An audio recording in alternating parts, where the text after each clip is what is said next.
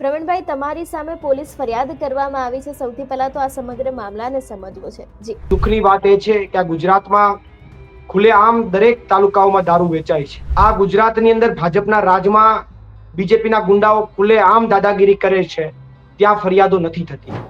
તમે લોકોનો અવાજ ઉઠાવવા જાઓ, લોકોને પડતી પીડા અને વેદનાને તમે જાગૃત કરવા જાઓ. આ બીજેપીના નેતાઓના પેટમાં તેલ રેડાય છે. સરકારી બોટનો ઉપયોગ કરવામાં આવ્યો છે, કંઈક વિશ્વાસઘાત થયો છે, એવું પણ ક્યાંક એમના દ્વારા નિવેદન આપવામાં આવ્યું છે. ગૃહમંત્રીએ પણ વિશ્વાસઘાત કર્યો છે. અનેક વાર એવા બયાનો આપે છે કે કોઈ ચમરબંધીને છોડવામાં નહીં આવે, કોઈ ચમરબંધી પકડાતા નથી. પ્રવીણભાઈ, હવે તમારી સામે પોલીસની ફરિયાદ થઈ ગઈ છે. હવે આગળ શું કરવામાં આવશે? અમને કોઈ એનાથી ડર નથી, અમને એનાથી કોઈ વાંધો નથી, કારણ કે નમસ્કાર, તમે જોઈ રહ્યા છો નિર્ભય ન્યૂઝ અને હું છું હંસિની. છેલ્લા ઘણા સમયથી આપના નેતા પ્રવીણ રામ ખૂબ જ ચર્ચામાં આવ્યા છે. આપણે ગઈકાલે જોયું હતું કે તેમનું પોલીસ સાથે ઘર્ષણ થયું હતું, પરંતુ અંતે એક એવા સમાચાર સામે આવ્યા કે હવે આ જ નેતા, આપના નેતા છે પ્રવીણ રામ, તેમની સામે પોલીસ ફરિયાદ થઈ છે. સીધી જ તેમની પાસેથી માહિતી મેળવી કે સમગ્ર મામલો શું છે. પ્રવીણભાઈ, સૌથી પહેલા તો નિર્ભય ન્યૂઝમાં તમારું સ્વાગત છે. જી, આપનો બી ખૂબ ખૂબ આભાર. પ્રવીણભાઈ, તમારી સામે પોલીસ ફરિયાદ કરવામાં આવી છે. સૌથી પહેલા તો આ સમગ્ર મામલાને સમજવો છે. જી. ચોક્કસથી જે પોલીસ ફરિયાદ થઈ છે, અને એ પણ જનતા માટે અવાજ ઉઠાવવા ના મુદ્દાને લઈને પોલીસ ફરિયાદ થઈ છે. સૌથી દુઃખની વાત એ છે કે આ ગુજરાતમાં ખુલ્લેઆમ દરેક તાલુકાઓમાં દારૂ વેચાય છે, તો બુટલેગરો ઉપર ફરિયાદો નથી થતી. આ ગુજરાતની અંદર ભાજપના રાજમાં બીજેપીના ગુંડાઓ ખુલ્લેઆમ દાદાગીરી કરે છે, ત્યાં ફરિયાદો નથી થતી. આ ગુજરાતમાં બીજેપીના રાજમાં રેતી માફિયાઓ, ખનન માફિયાઓ ખુલ્લેઆમ જમીનોનું ખોદાણ કરે છે, ત્યાં ફરિયાદો થતી નથી. પણ જ્યારે તમે લોકોનો અવાજ ઉઠાવવા જાઓ, લોકોને પડતી પીડા અને વેદનાને તમે જાગૃત કરવા જાઓ, એને ઉજાગર કરવા જાઓ, ત્યારે આ બીજેપીના નેતાઓના પેટમાં તેલ રેડાય છે, અને એ પોલીસ ઉપર પ્રેશર બનાવી અને તમારી ઉપર ક્યાંક ને ક્યાંક ફરિયાદ કરવાનું જે કંઈ પણ કાવતરાઓ જે એમના શરૂ થયા છે, એ ઘણા સમયથી થયા છે. ચેતરભાઈ ઉપર ખોટી રીતે ઘણી બધી ફરિયાદો કરી દેવામાં આવી. રાજુભાઈ ઉપર પણ ભૂતકાળમાં ઘણી બધી ફરિયાદો કરવામાં આવી. ગોપાલભાઈ ઉપર પણ ભૂતકાળમાં ઘણી બધી ફરિયાદો કરવામાં આવી. મારી ઉપર પણ ભૂતકાળમાં 307 જેવી ગંભીર ખોટી કલમો નાખી દેવામાં આવી. અને ગઈકાલે જ્યારે કેશોદની અંદર એક અંડરબ્રિજનો પ્રશ્ન છે. અંડરબ્રિજ છેલ્લા 4 વર્ષથી ત્યાં નિર્માણ પામી રહ્યો છે. કેશોદના લોકો ત્રસ્ત થઈ ગયા છે. 10-10 કિલોમીટર ફરીને જવું પડે છે. પાટાની પેલી બાજુનો વિસ્તાર અને આ બાજુનો વિસ્તાર કહેવાય. પાટાની પેલી બાજુના લોકોને 10-10 કિલોમીટર રાઉન્ડ મારીને પોતાના વિસ્તારમાં જવું પડે. ત્યારે એ વિસ્તારના લોકો ત્રસ્ત થઈ ગયા બીજેપીના શાસનથી. અને એમાં અમે વચ્ચે જ્યારે વિસાવદરની ચૂંટણી જીતા પછી જ્યારે અંડરબ્રિજનો મુદ્દો ઉઠાવ્યો, એ પછી ભાજપના નેતાઓ સફાળા જાગ્યા અને ફટાફટ કામ કેમ પતાવવું એના માટે પ્રયત્નો કરવા લાગ્યા. કારણ કે ચૂંટણીઓ આવી રહી છે, નગરપાલિકાની ચૂંટણીઓ આવી રહી છે. અને એમાં એમણે કામ પૂરું થયું ન થયું, 20% કામ બાકી છે, ડિવાઈડરનું કામ બાકી છે, કલર કામ બાકી છે, અંદર લોખંડની જાળી મારી એ તૂટી ગઈ છે. એક જગ્યાએ તો એમણે જે સિમેન્ટમાં જે માની લો કે રોડ બનાવવાનો હતો, એ તાજો રોડ છે, એ પાક્કો નથી, એને પાણીથી એને માની લો કે થોડા દિવસ રહેવા દેવો પડે, છતાં પણ એ કાંઈ પણ ન થયું ને ઉતાવળે 4 દિવસ પહેલા એમણે અંડરબ્રિજ ચાલુ કરી દીધો. અને ચાલુ કરી દીધો વાંધો નથી, પણ વ્યવસ્થા તો હોવી જોઈએ ને. સામાન્ય વરસાદ પડ્યો, અંડરબ્રિજ ભરાઈ ગયો, અંદરથી પાણીને ઉલેચવા માટે અથવા પાણીને લેવા માટેની મોટરો બંધ હાલતમાં હતી, પાણી બહાર નીકળે એવી પોઝિશનમાં નહોતું. ત્યારે અમે કેશોદની જનતા માટે એક બોટ લઈ આવી અને અમે અંડરબ્રિજમાં બોટ ઉતારી અને અમે ત્યાંથી લાઈવ થયા અને કેશોદમાં શું સ્થિતિ છે, અંડરબ્રિજની શું સ્થિતિ છે, એને લાઈવ કરી અને એને ઉજાગર કરવાનો પ્રયત્ન કર્યો. ત્યાં તો ઉપરથી જેમ યમરાજ આવ્યા હોય એમ પોલીસ ત્રાટકી. પોલીસે આવીને બહાર નીકળો, આમ છે તેમ છે, રોડ બંધ કર્યો છે, અમારી જવાબદારી છે. એટલે ભાઈ, બોટમાં કોઈ જાય તો મરી જાય.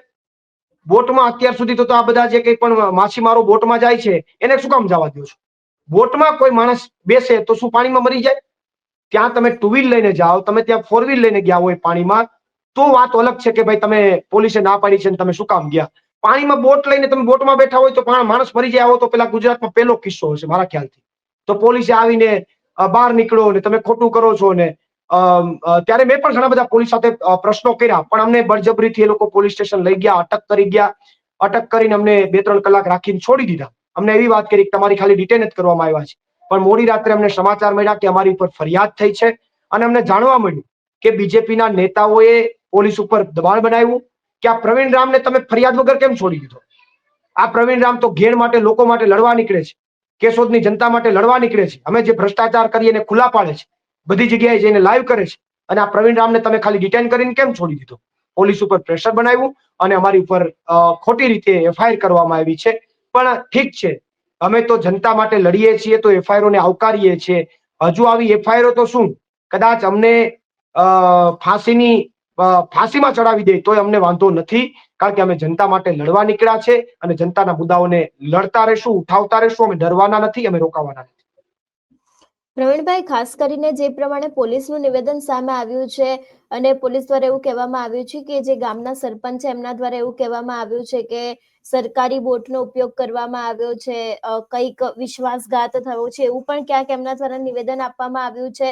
સરપંચ દ્વારા પણ એવું કહેવામાં આવ્યું છે. આ સમગ્ર વિષયને લઈને શું કહેવા માંગો છો? વિશ્વાસઘાત તો ગુજરાતની જનતા સાથે ભાજપના લોકોએ કર્યો છે. ગૃહમંત્રીએ પણ વિશ્વાસઘાત કર્યો છે. અનેક વાર એવા બયાનો આપે છે કે કોઈ ચમરબંધીને છોડવામાં નહીં આવે, કોઈ ચમરબંધી પકડાતા નથી. તો વિશ્વાસઘાત તો ગુજરાતની જનતા સાથે ભાજપે કર્યો છે, ભાજપના નેતાઓએ કર્યો છે. ભ્રષ્ટાચાર કરીને ગુજરાતની જનતા સાથે વિશ્વાસઘાત કર્યો છે. આવા અંડરબ્રિજ 4-4 વર્ષ સુધી નિર્માણ ન પામે અને એમાં પણ એક નદીનું વહેણ રોકાઈ જાય અને આખું કેશોદ શહેર પરેશાન થાય, તો એ વિશ્વાસઘાત ભાજપના નેતાઓએ કેશોદની જનતાની સામે કર્યો છે. ત્યારે એમણે જે વાત કરી કે તમે વિશ્વાસઘાત કર્યો, શેનો વિશ્વાસ?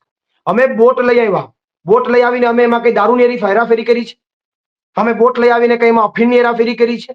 સમુદ્ર કિનારે જેટલો પણ ડ્રગ્સ આવે છે ત્યાં કેમ પકડતા નથી? અમે બોટ લઈ આવીને શું કર્યું? અમે બોટ લઈ આવી અને એક સાંકેતિક વિરોધ બતાવ્યો કે હવે તમારાથી આ પાણી ન ઉલેચાતું હોય તો એક હોડી રાખી દો અને હોડી રાખીને લોકોને અવર જવર કરવા માટેની એક વ્યવસ્થા ઊભી કરો. તો એમાં શેનો વિશ્વાસઘાત થયો ભાઈ? જનતા માટે જ્યારે તમે ઉજાગર કરવાની વાત કરો છો તો શેનો વિશ્વાસઘાત? પોલીસે ફરિયાદમાં એવું લખ્યું કાવતરું. શું જનતા માટે અવાજ ઉઠાવવો એ કાવતરું છે? ક્યારથી આ ગુજરાતમાં એવું બની ગયું છે કે જનતા માટે અવાજ ઉઠાવો અને જનતાના મુદ્દાને તમે ઉજાગર કરો, જનતાની પીડાને, જનતાની વ્યથાને ઉજાગર કરો, તો એ કાવતરું ક્યારથી બની ગયું? તો આ તો માત્ર ને માત્ર કેમ ફસાવવા, શબ્દોની માયાજાળમાં કેમ ફસાવવા, એના માટેના આખા પ્રયત્નો છે. વિશ્વાસઘાત બીજેપીએ કર્યો છે, કાવતરું બીજેપીએ રચ્યું છે. અમે તો જનતા માટેનું કામ કર્યું છે, જનતાના મુદ્દાને ઉજાગર કરવા માટેનું કામ કર્યું છે. પ્રવીણભાઈ, હવે તમારી સામે પોલીસની ફરિયાદ થઈ ગઈ છે, હવે આગળ શું કરવામાં આવશે? પોલીસે અમારી સાથે ફરિયાદ કરી, અમારી ઉપર ફરિયાદ કરી છે. અમને કોઈ એનાથી ડર નથી, અમને એનાથી કોઈ વાંધો નથી, કારણ કે આ લોકો, અમને ખબર છે કે મારો અવાજ દબાવી દેવાનો પ્રયત્ન બીજેપીના લોકો કરી રહ્યા છે. પરંતુ એ ભૂલતા ન હોય તો કહી દઉં, 2012 થી લડું છું, આવી તો અનેક સમસ્યાઓમાંથી નીકળ્યો છું. ક્યારેય ડરવાનો નથી, ક્યારેય ઝૂકવાનો નથી. અને તમારા ભ્રષ્ટાચારને અને તમે જે ખોટું કરી રહ્યા છે, જનતા સાથે તમે જે વિશ્વાસઘાત કરી રહ્યા છો, તમે જે કાવતરા કરી રહ્યા છો, તમે જે છેતરપિંડી કરી રહ્યા છો, એમને હું ચોક્કસથી આવનારા દિવસોમાં ખુલ્લા પાડીશ. તમને એમ હોય કે પ્રવીણ રામ ઉપર ખોટી ફરિયાદો કરી દઈએ, પ્રવીણ રામ ડરી જાય, પ્રવીણ રામ રોકાઈ જાય, તો એ ભૂલતા નહીં, એ ક્યારેય નહીં થાય. પ્રવીણ રામ રોકાશે નહીં. જેટલી ગતિ છે એનાથી વધારે ગતિ વધશે, ઘટશે નહીં.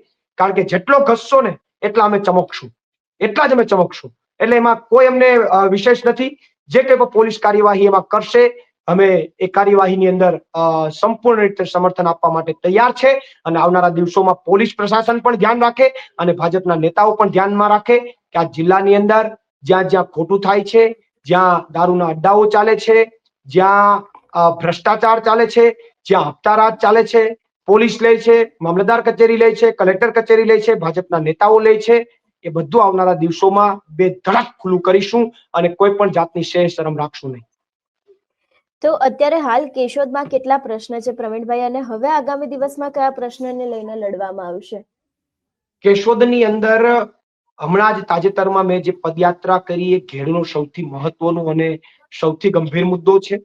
સાથે સાથે કેશોદ શહેરની વાત કરવામાં આવે તો આ અંડરબ્રિજનો પ્રશ્ન, કે છેલ્લા 4 વર્ષથી કેશોદની જનતા જે છે પરેશાન થાય છે. અને પરેશાન થાય છે તો ભાજપના નેતાઓ એવા મેસેજ ફેલાવે છે કે ભાઈ આ તો વેપારીના કારણે થયું છે, વેપારીઓના કારણે થયું છે. આ તદ્દન વાત ખોટી છે.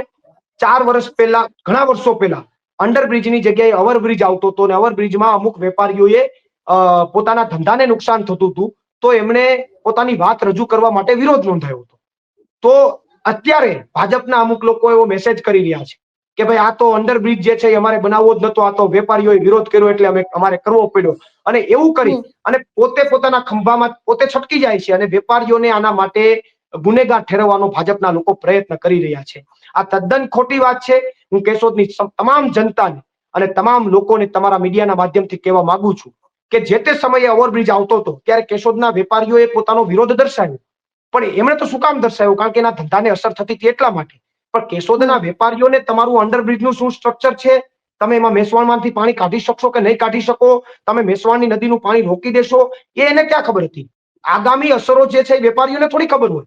એ તો તમે સત્તામાં બેઠા છો, તમારા અધિકારીઓ છે, તમારા એન્જિનિયર છે, તમારા પદાધિકારીઓ છે, એને આગામી અસરોની ખબર હોય કે ઓવરબ્રિજ થાય તો આગામી અસરો શું થશે, અંડરબ્રિજ થાય તો આગામી શહેરને શું અસરો થશે. તો તમારા ત્યારે અધિકારીઓ ક્યાં ગયા હતા? એને ખબર નહોતી કે અંડરબ્રિજ કરીએ તો નદીનું પાણી રોકાઈ જશે, અંડરબ્રિજ કરીએ તો 4 વર્ષ સુધી આ કામ પૂરું નહીં થાય, જનતાની પરેશાની થશે. તો તમને એ તો તમને ખબર હોવી જોઈએ, વેપારીઓને થોડી ખબર હોય. વેપારીઓએ તો એની વાત રજૂ કરી, એની વાત રજૂ કરી. તો એમ તો માની લો કે હાઈવે બને છે તો હાઈવેમાં 2-5% લોકોને પ્રોબ્લેમ હોય છે, તોય તમે કેમ હાઈવે બનાવી નાખો છો? તો કેમ કે હાઈવે રોકાતો નથી? હાઈવે તો બની જાય છે. તો અહીંયા માની લો કે 5 વેપારીઓને એમની પ્રશ્નની રજૂઆત હતી, તો એને સાંભળીને એનો નિકાલ લાવવાનો હતો. પણ હવે તમે તમારી બેદરકારી છે, તમને ખબર નથી પડી કે અંડરબ્રિજ બનાવશો તો કેશોદમાં સમસ્યા ઊભી થાય, પાણી રોકાઈ જશે, કેશોદ આખું પાણીમાં તણાઈ જશે, એ તમને તમારા એન્જિનિયરને ખબર ન પડી, તમને ખબર ન પડી. તો એ તો કોની જવાબદારી છે? તમને તો એના માટે બેસાડ્યા છે કે ભાઈ કોઈ તમે ઘટના કરો એનાથી દૂરગામી અસર, આવનારા સમયમાં કોઈ બીજી અસર નથી થવાની ને, બીજો પ્રશ્ન ઉભો નથી થવાનો, એનું જોઈને પ્લાનિંગ કરવાનું. તો તમે તમારી નિષ્ફળતાને ઢાંકવા માટે ખોટી વાતો કરો છો, એ વાત તદ્દન ખોટી છે. આમાં કોઈ જવાબદાર નથી, કોઈ વેપારી પણ જવાબદાર નથી. વેપારી તો એના લાભની વાત કરી, એની સાથે ચર્ચા કરવી હતી, એની સાથે આગામી અંડરબ્રિજ કરીએ તો શું નુકસાની થાય એની ચર્ચા કરશો તો કરી હોત તો વેપારી થોડા ના પાડવાના હતા. તો આમાં સંપૂર્ણપણે ભાજપ જવાબદાર છે, નગરપાલિકા જવાબદાર છે અને એના અધિકારીઓ જવાબદાર છે કે જેના કારણે આ થયું છે. એના કારણે આ થયું. આજે 2 વ્યક્તિ મરી ગયા અંડરબ્રિજમાં, તો કેમ એફઆઈઆર ભાઈ નથી થઈ? પાણીમાં એકવાર એક માણસ ગરકાવ થઈને મરી ગયો, તો કેમ એની ઉપર ફરિયાદો નથી થતી? તો વસ્તુ મારી એ છે કે કહેવાનો મતલબ એ છે કે પ્રશ્ન સૌથી મોટો કેશોદમાં અંડરબ્રિજનો છે. બીજો પ્રશ્ન, અત્યારે નગરપાલિકા જે છે એ ડિવાઈડર બનાવી રહી છે. એક ડિવાઈડર છે ઓલરેડી કેશોદમાં, ડિવાઈડર મજબૂત ડિવાઈડર છે, હજી 20 વર્ષ તૂટે એવું ન તૂટે એવું ડિવાઈડર છે. એ ડિવાઈડરને તોડી અને પોળું ડિવાઈડર બનાવી રહી છે. તો રોડ કેશોદનો સાંકડો, એમાં પાછું ડિવાઈડર પોળું બનાવી રહ્યા છે. અને પોળું બનાવે એટલે 2 સમસ્યાઓ થાય, એક તો ટ્રાફિક થાય અને બીજો પ્રશ્ન જે પાણી જે છે એનો નિકાલ રોડ ઉપરથી થાય છે એ અટકી જાય. તો છતાં પણ વેપારીઓની નારાજગી છે, છતાં પણ જે ફંડ આવ્યું, જે ફાળો આવ્યો, એને કેમ વાપરવું અને વપરાય તો કેમ થોડા ઘણા ખીચામાં આવે, આ હેતુથી એ લોકો ડિવાઈડર બનાવી રહ્યા છે. આ સૌથી મોટો પ્રશ્ન કેશોદનો છે. સાથે સાથે ખેડૂતોના પ્રશ્ન છે, ભ્રષ્ટાચાર શરમસીમાએ છે. કેશોદમાં નગરપાલિકાની અંદર કોઈ વસ્તુ બાકી નથી. મંડળીઓ દ્વારા અનેક લોકોને પગાર આપવામાં આવે છે. ગટરમાં મોટા પાયે કૌભાંડ થયું છે. ફેઝ 2માં આવા અનેક કૌભાંડો છે. આવનારા દિવસોમાં હું વિથ પ્રૂફ સાથે અને વિથ આધાર સાથે ખુલ્લા પાડીશ. જી પ્રવીણભાઈ, અમારી સાથે જોડાવા બદલ આપનો ખૂબ ખૂબ આભાર. જી આભાર. જે પ્રમાણે આજે આપણે સીધી જ વાત કરી પ્રવીણ રામ સાથે કે જેમના ઉપર ફરિયાદ કરવામાં આવી છે, ઘણા બધા આક્ષેપો મૂકવામાં આવ્યા છે, પરંતુ એ આક્ષેપોની સામે પ્રવીણ રામ દ્વારા વાત કરવામાં આવી કે આ સમગ્ર કાવતરું છે તે કદાચ ભાજપનું હોઈ શકે છે. તમારું શું માનવું છે આ વિષયને લઈને અમને કમેન્ટ કરીને ચોક્કસ જણાવજો. તેની સાથે અમારી ચેનલ નિર્ભય ન્યૂઝને લાઇક, શેર અને સબસ્ક્રાઇબ કરવાનું ભૂલશો નહીં. નમસ્કાર.